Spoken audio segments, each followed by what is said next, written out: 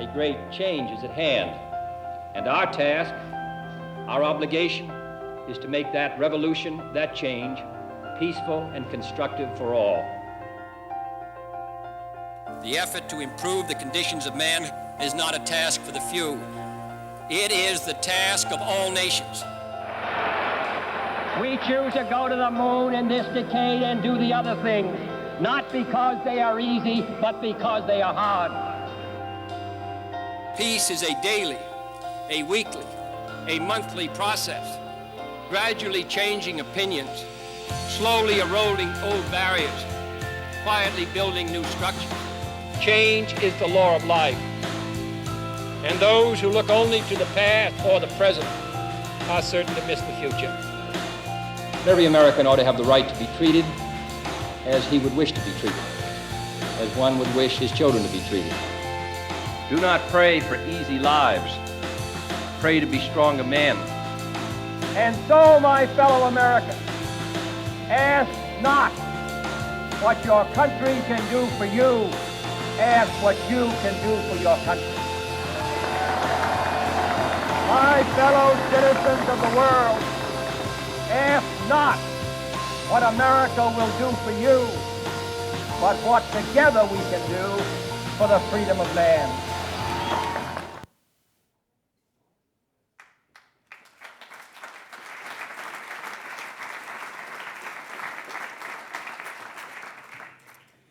I'd like to welcome each and every one of you to the John F. Kennedy Jr. Forum and to the 6th Annual John F. Kennedy New Frontier Award. At the start, I'd like to take just a moment and recognize some people who join us here today who make, for this purpose, all things possible. Tom McNaught, who is the acting CEO of the John F. Kennedy Library Foundation and a great partner in this work. Members of the John F. Kennedy Library Foundation Committee who join us, Carrie Bell and William Leahy and Ann Finucane. The New Frontier Awards Committee includes Tina Flournoy, Carol Fulp, Vivian Lee, Kristen McSwain, Richard Musial, Kika Matos, Barbara Suliotis, and Dan Fenn. I also want to extend a very special welcome to Congressman Murphy's wife, Jenny, who gave birth just 3 weeks ago to Jack Murphy, the couple's second child, and we especially appreciate the effort that Jenny made to be here with us, and we're very, very happy to have her here today.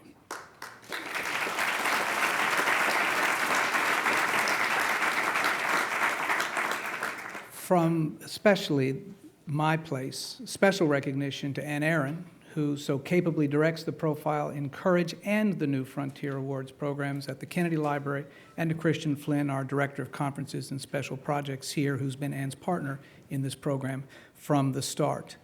The New Frontier Awards are a collaboration between the John F. Kennedy Library Foundation and the Institute of Politics. The John F. Kennedy Library Foundation is a nonprofit organization that provides financial support, staffing, and creative resources for the John F. Kennedy Presidential Library and Museum. Since 1989, the foundation has awarded the Profile Encourage Award. This Institute of Politics was created 43 years ago at Harvard to inspire young people to become engaged in politics and public service. The friends and family of President Kennedy created both organizations as a complement to one another following his death. The John F. Kennedy Library Foundation and the Institute of Politics created the New Frontier Award to honor young Americans who are changing their communities and the country with their commitment to public service. When you hear more about our winners, you will understand why we are so very proud of this collaboration. 2 awards are presented annually to exceptional young Americans under the age of 40 whose contributions in elective office, community service, or advocacy demonstrate the impact and value of public service in the spirit of John F. Kennedy. 1 award honors an elected official whose work demonstrates the impact of elective public service as a way to address public challenges. The other New Frontier Award honors an individual whose contributions in the realm of community service, advocacy, or grassroots activism have elevated the debate or changed the landscape with respect to a public issue or issues. To present these 2 awards, it is my privilege and honor to introduce Caroline Kennedy. She is the president of the John F. Kennedy Library Foundation and a member of the Institute of Politics Senior Advisory Board. She's an attorney, a best-selling author, and editor of 7 books, including Patriot's Handbook and Profiles in Courage for Our Time. She serves as a director of the Commission on Presidential Debates, vice chair of the Fund for Public Schools in New York City, and is a member of the Profile in Courage Award Committee. Last year, Ms. Kennedy served as the co-chair of President Barack Obama's Vice Presidential Search Committee. She's a graduate of Harvard University and Columbia Law School. Please join me in welcoming Caroline Kennedy.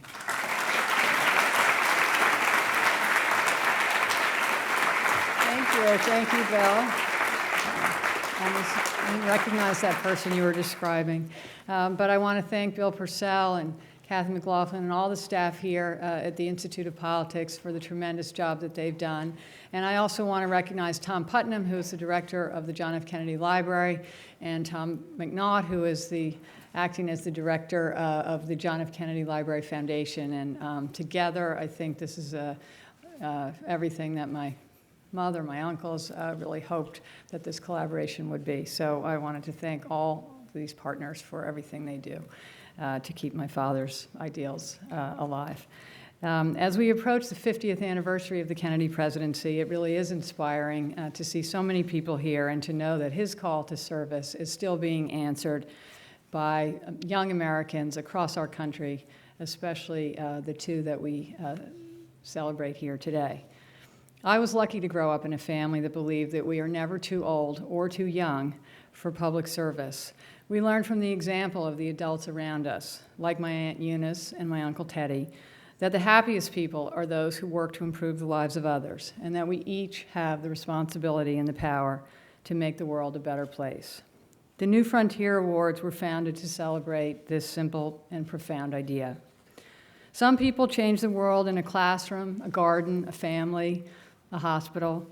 Others, like Patrick Murphy, serve in the military, enter politics, and do it on a larger scale. And a very few people, like Rebecca Onie, create a completely new paradigm and help the rest of us see things in a different way. The remarkable thing is that leaders like Patrick Murphy and Rebecca Onie usually don't think they're doing anything extraordinary. They just see something that needs to be done, and they do it. If they're facing a choice between the usual way and a better but more difficult way, they don't even see it as a choice. That's the kind of leadership that President Kennedy embodied and that these awards celebrate today. As a joint endeavor of the Institute of Politics here at Harvard and the John F. Kennedy Library Foundation, presented here in the John F. Kennedy Jr. Forum, where my brother worked so hard to attract a new generation to care about public service, these awards are very special to me and to all the members of our family. For so many years, these 2 institutions were animated by my Uncle Teddy's steadfast leadership and wholehearted commitment to the values of courage and hope, service, fairness, justice, and the search for peace that animated my father's public career as well as his own. Teddy served in the United States Congress with Patrick Murphy, and he helped inspire Rebecca Onie, and he would be so proud that they both are receiving this award today. Patrick Murphy is giving voice to a new generation of men and women who have served in our armed forces, 2 of the most difficult conflicts in our history. Rebecca Onie is giving thousands of families the tools they need to lead healthier lives and break the cycle of poverty and illness in places where resources are few. They embody 2 vital values in our society: leadership and community, values that we need to build our own new frontier. Now, it's my honor to present Patrick Murphy with the New Frontier Award for Elective Public Service. This award is also called, we can clap in 1 second, the Dan Fenn Award, in honor of Dan Fenn, who worked in my father's administration and was the first director of the Kennedy Presidential Library. Dan is here, and I'd like to ask him just to stand for a moment and be recognized.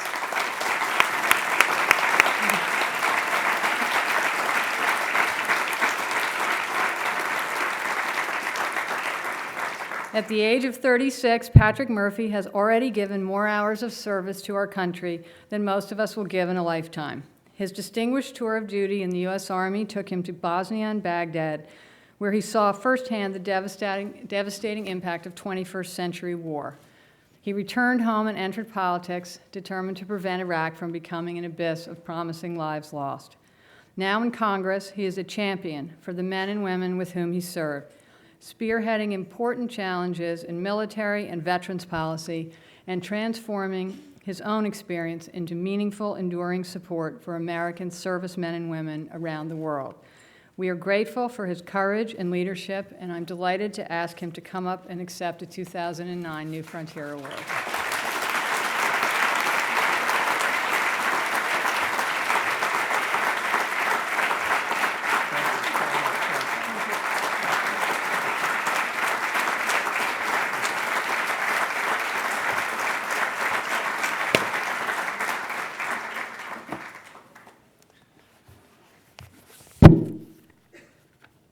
Caroline Kennedy, thank you so much, and Mayor Purcell and the two Toms, thank you.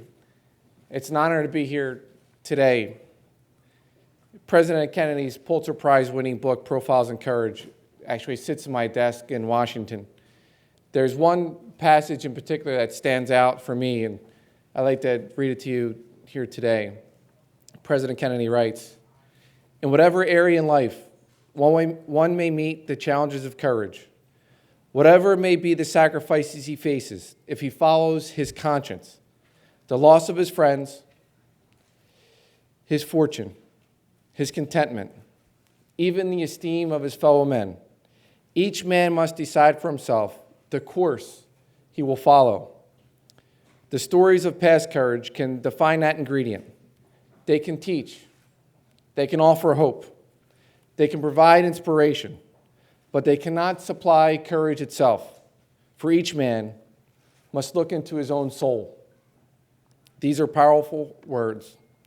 For me, they serve as a reminder of the greatness possible when we all dig down deep and make the tough choices. When we make what we know in our hearts and minds to be the right decision, even when it may not be the easy decision, especially when it's not the easy decision. Caroline, like your father, you continue to teach and inspire us. Most recently, when you wrote 2 years ago, prophetically, about finding a person in Barack Obama who can inspire a new generation of Americans. Rebecca Onie, it's inspiring to know that because of you, there are hundreds of college students across this country every single day who bring the poorest among us to their doctors so they can get the medical care that they need. Your work underscores the urgent need for health insurance reform.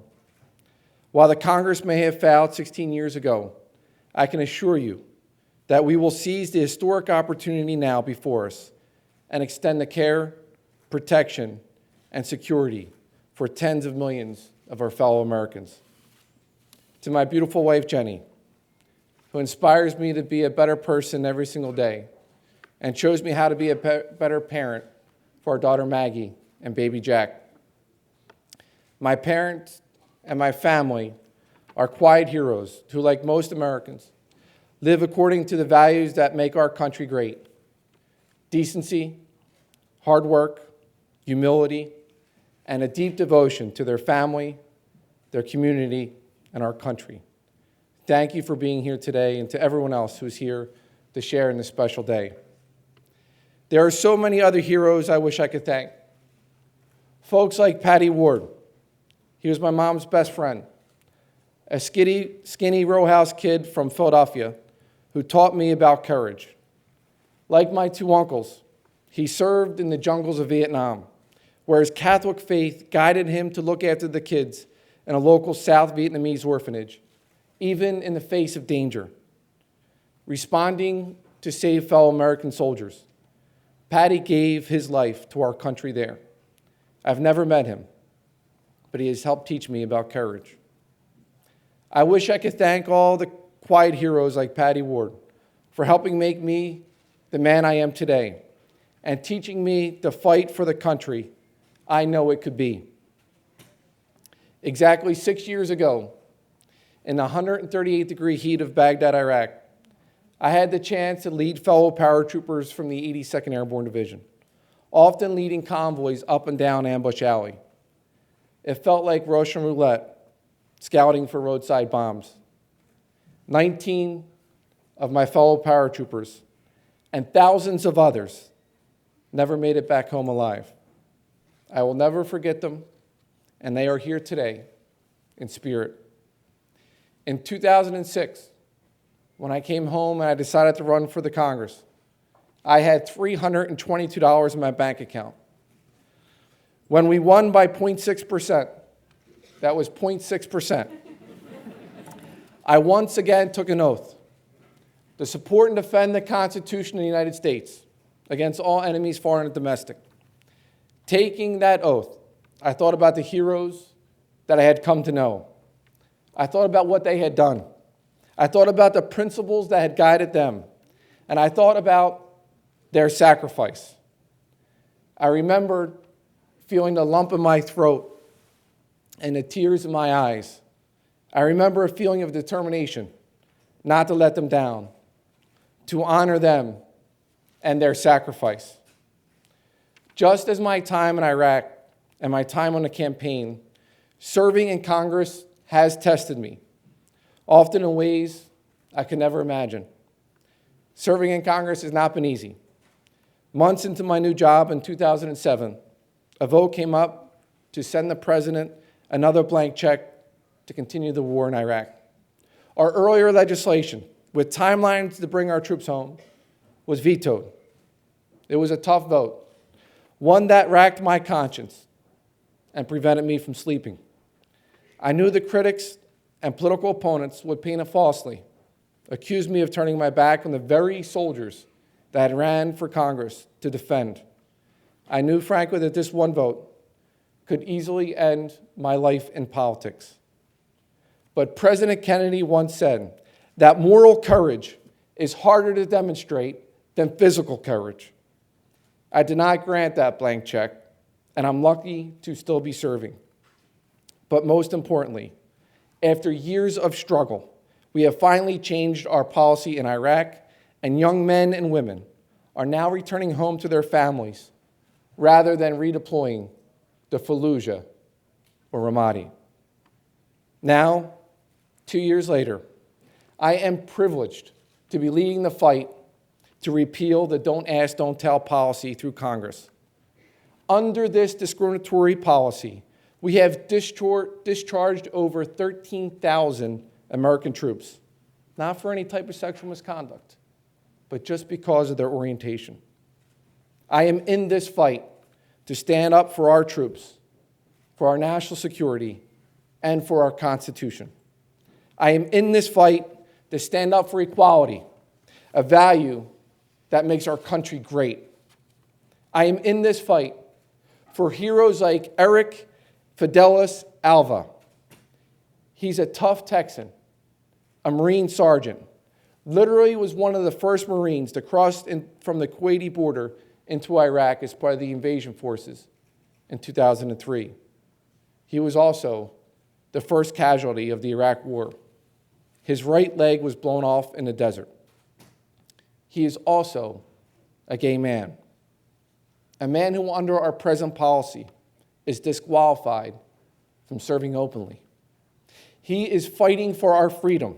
He is fighting for our democracy. He is keeping faith with an institution that he loves and serves, even though it will not allow him to be true to himself. That is what makes Marine Sergeant Alva a hero. Today is for him and thousands of others who want nothing more than to serve our great nation openly and honestly. Our military and our Congress treat Sergeant Alva and roughly 65,000 other American troops like second-class citizens. It is a stain on our nation. It is a policy that must change, and I am determined to do my part. The New Frontier Award honors a new generation of public service. We are called to action, each of us, and to let our conscience be our guide, even in the face of sacrifice. It is an honor to work with so many of you to make our country an even more perfect union. I am humbled and eager to tackle the immense challenges before us, and I am deeply confident that our generation is up to the task. God bless you, and God bless the United States of America. Thank you very much.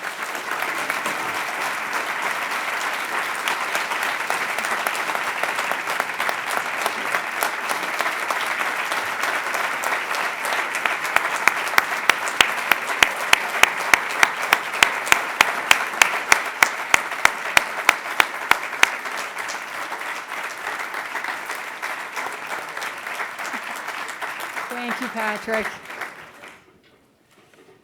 Before we present the next award, I noticed a Marine who also served in my father's administration and was the director of the Kennedy Library, Chuck Daly, and maybe we could ask him to stand also. Stand up. Get up.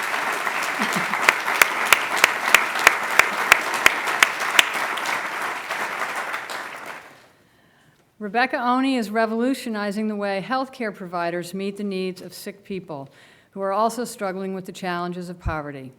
By connecting low-income patients with the resources they need to stay healthy after they leave the doctor's office, Rebecca is helping to break the vicious cycle of poverty and illness. She's inspired a generation of talented college students to pursue careers in public health and is giving them the skills and experience they need to become passionate and thoughtful innovators in the field of healthcare. As founder and CEO of Project Health, Rebecca is a visionary who saw an unmet need and figured out how to meet it. And she inspired her peers to join her in this endeavor. She inspires the rest of us too, including the MacArthur Foundation, which had awarded her their award right after we did. I am pleased to present Rebecca Onie with the 2009 John F. Kennedy New Frontier Award.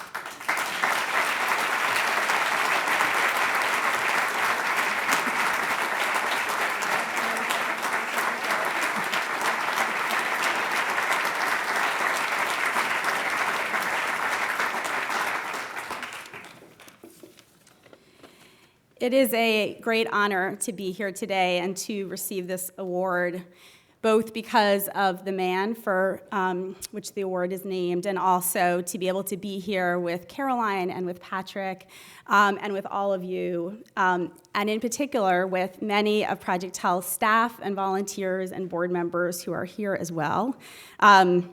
We are receiving the award together.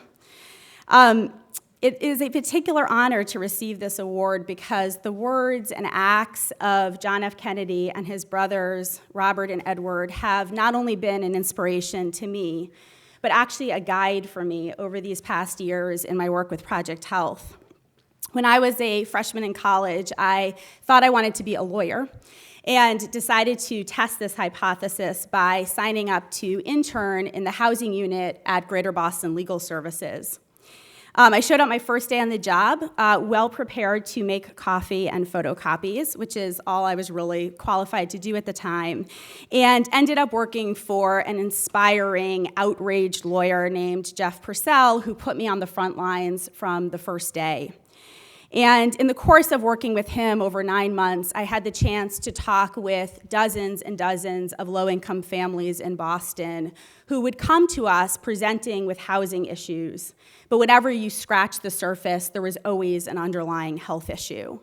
I had a client who came in, was about to be evicted. He hadn't paid his rent. When I said, you're probably going to get evicted if you don't pay your rent, he said that he was paying for his HIV medication.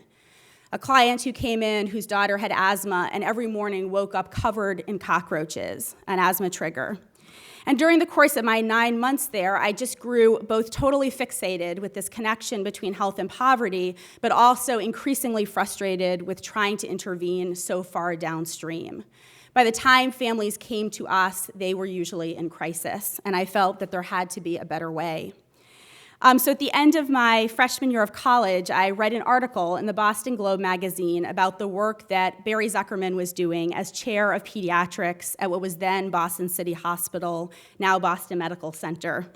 And the article talked about how Barry had this totally radical and totally obvious vision that a pediatrics department should actually be a place where children get healthy. And he had mobilized a dream team of professionals to help him address all of the factors that go beyond traditional clinical care. And I just thought this was brilliant. So at the start of my sophomore year, I dug up Barry's phone number and cold called him. And in one of those phone calls where you just pray the whole time that it's going to go to voicemail because you have no idea what you're going to say. And of course, as fate would have it, Barry picked up the phone right away. And I found myself stumbling through a conversation with him in which I told him that I just thought he was doing great work. I'm sure he was thinking to himself, "You're 18, why would I care?" But also told him that I thought there could be an important role for young people to play in it.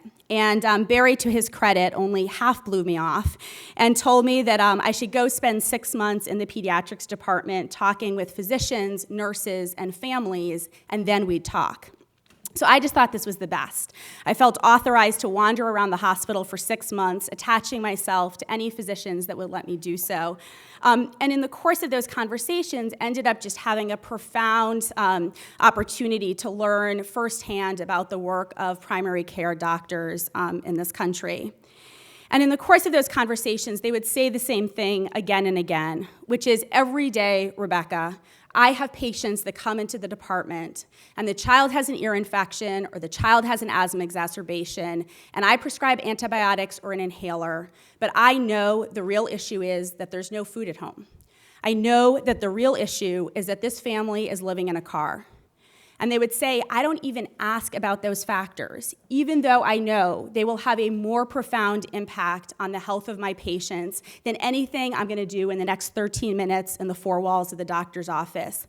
I don't ask about those questions because I have no idea what to do. I don't know where to begin. I have patients piling up in the waiting room. I don't know where the nearest food pantry is, so I just don't even ask. So usually when I tell this story, I say, and so then we started our family help desk program.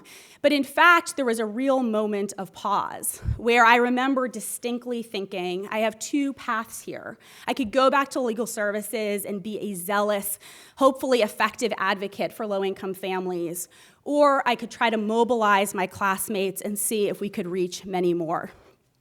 And so ever since I was 14 years old, I've had on my bulletin board this tattered photocopy of a 1968 Newsweek that has the transcript of Robert Kennedy's famous Ripples of Hope speech, which powerfully echoes, of course, his brother's call to service speech, which we just heard a bit of.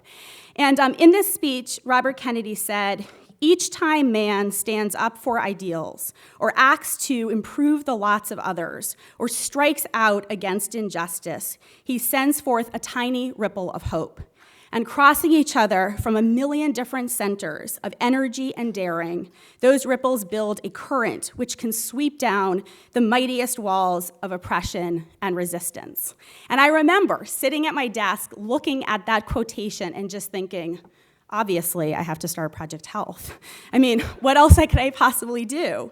And so I did. And with a group of students, we created our Family Help Desk program, which is a physical desk located in the waiting room of the clinic, staffed by college volunteers. And when patients come into the doctor's office and the physician or nurse identifies any unmet resource needs that will compromise the health of the patient, the physician can write a prescription for food or write a prescription for housing, and the family can then take that prescription out to the desk in the waiting room, where our core of college volunteers will then help connect that family to the resources that it needs to be healthy. So 13 years after our founding, Project Health is at a key inflection point. Our aspiration is not merely to serve many more children and families, although we will certainly do that.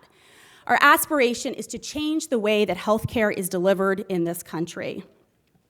Even though it is well documented in the medical literature that access to basic resource needs profoundly impacts health outcomes, we do not have a healthcare system that is designed to address those needs.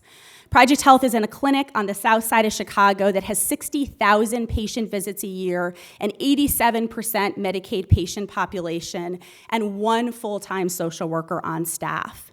There is a massive deficit in the infrastructure of this country to create these kinds of resource connections for low-income patients and their families.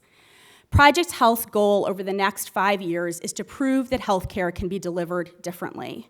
By deploying our corps of college volunteers into clinics across the country, we are not only increasing the capacity of those clinics to serve the real needs of their patients, but also creating a pipeline of new leadership for the healthcare sector that is committed and tenacious in creating change. Our country right now thinks that healthcare is a disaster.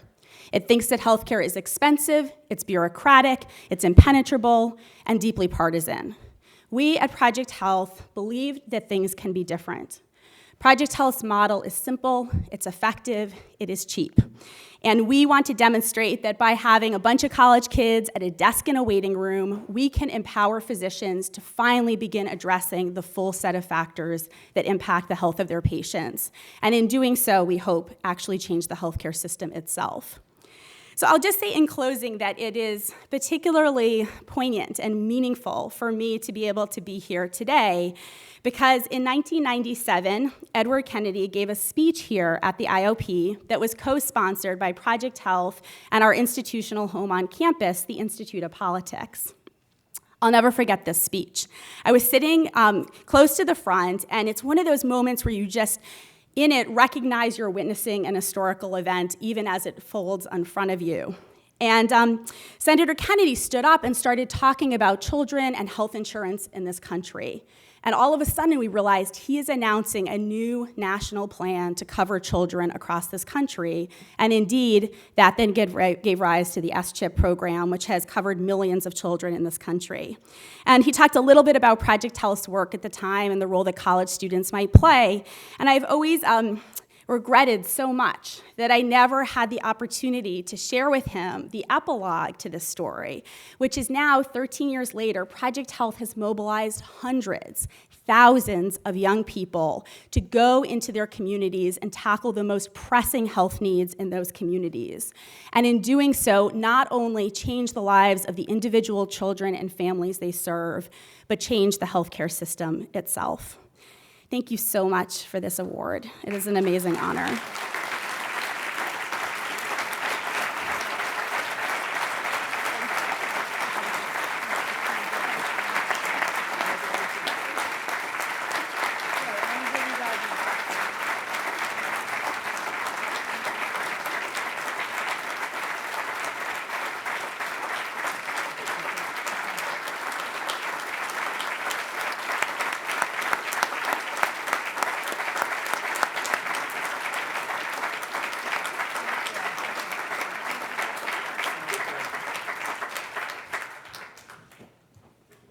Thank you all for joining us. You are all invited to join us just following this program behind the stage for a reception where you can greet our award recipients. We're reminded of how much we have to be thankful for at this time of the year. Happy Thanksgiving. We'll see you next year.